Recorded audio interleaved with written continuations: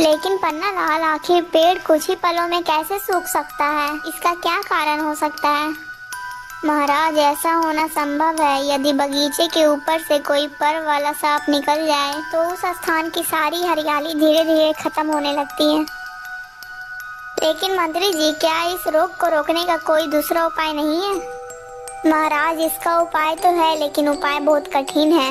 एक बार मेरे साथ भी मेरे फसल के साथ ऐसा ही हुआ था महाराज। मेरी सारी फसलें नष्ट होने लगी थी। तब मैंने एक साधु से इसका उपाय पूछा था। महाराज, काली कंजन वाली एक जगह में एक बोलने वाला पेड़ है। तो यदि उस पेड़ की पत्तियां मिल जाए तो उस पेड़ की पत्तियों को रस पानी में मिलाकर जो जो पौधे सूखे हैं उस पौधे पर डाल दिया जाए तो वो फिर से हरी भरी पत्तियां बन जाएंगी। तो फिर ठीक है पन्ना लाल, तुम जाओ और जाकर उन पेड़ों की पत्तियों को लेकर आओ।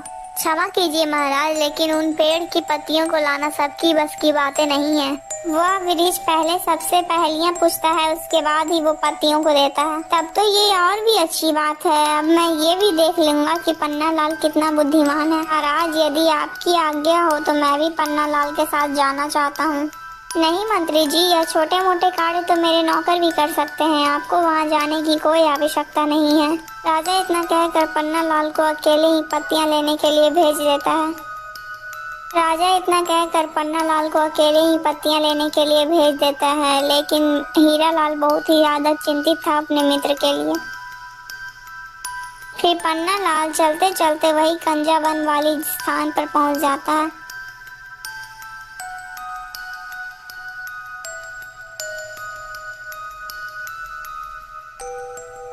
क्या करूं अब मैं? कहाँ उस पेड़ को ढूंढूं? मुझे तो पता भी नहीं है आखिर वो पेड़ कहाँ पर है।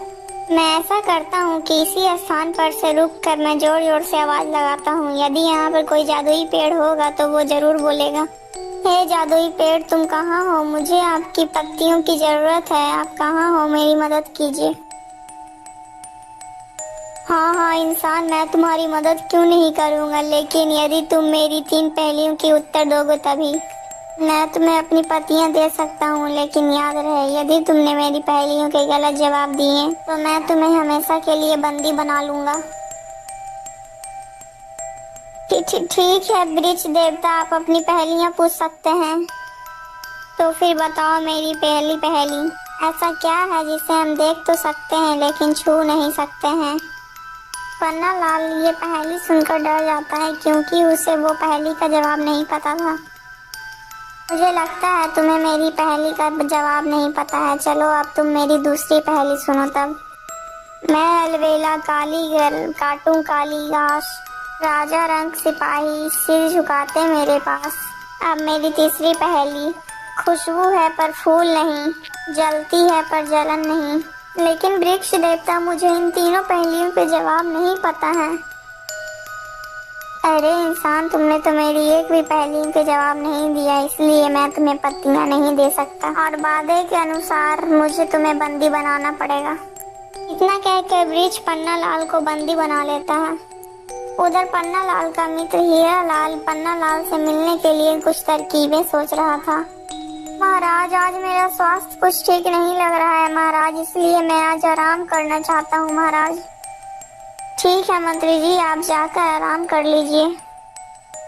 तभी हीरा लाल महल के पीछे वाले रास्ते से निकल पड़ता है।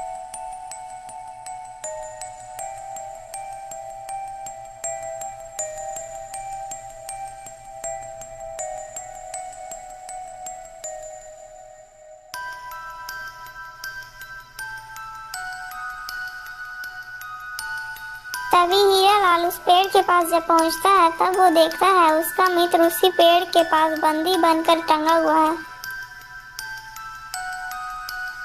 अरे वृक्ष देवता, आपने मेरे मित्र को बंदी क्यों बनाई है? उसे छोड़ दीजिए ना। हाँ हाँ क्यों नहीं, मैं तुम्हारे मित्र को अवश्य छोड़ दूंगा और तुम्हें पत्तियां भी दे दूंगा, लेकिन यदि तुम मेरे तीनों पहेलियों के उत्तर दोगे तभी। ठीक है वृक्ष देव, आप मुझसे वो पहेलियां पूछ सकते हैं। तो ठीक है, बताओ मेरी पहली पहेली, ऐसा क्या है जिसे हम देख तो सकते हैं लेकिन छू नहीं सकते हैं? अरे वृक्ष देव, इसका सही उत्तर तो स्वप्न है। इंसान इसे देख तो सकता है लेकिन इसे छू नहीं सकता है। हाँ हाँ बिल्कुल सही। अब मेरा तुम दूसरी पहेली सुनो। मैं अलबेला कारीगर काटूं काली घास, राजा रंग सिपाही सिर झुकाते मेरे पास। हे वृषदेव, इसका सही उत्तर नाई है। नाई के पास हर कोई अपना सर झुकाकर ही बाल कटवाता है। अरे वाह वाह, तुम तो कितने बुद्धिमान हो। अब मेरी तीसरी और आखिरी पहेली सुनो।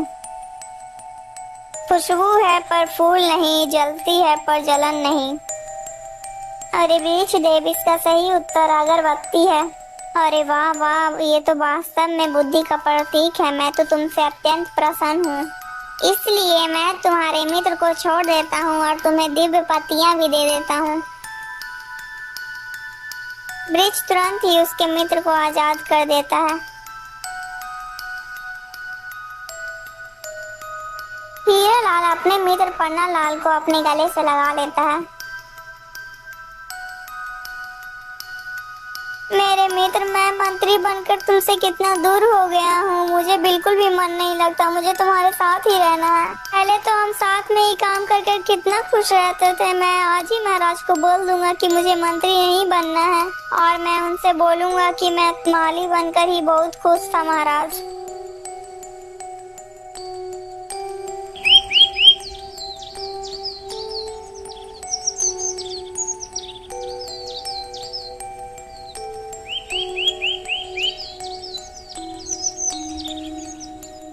लेकिन मंत्री जी, आप मंत्री क्यों नहीं बनना चाहते हैं? इस पद के लिए तो लोग पागल हो जाते हैं, लेकिन आप इस पद को छोड़ना क्यों चाहते हैं?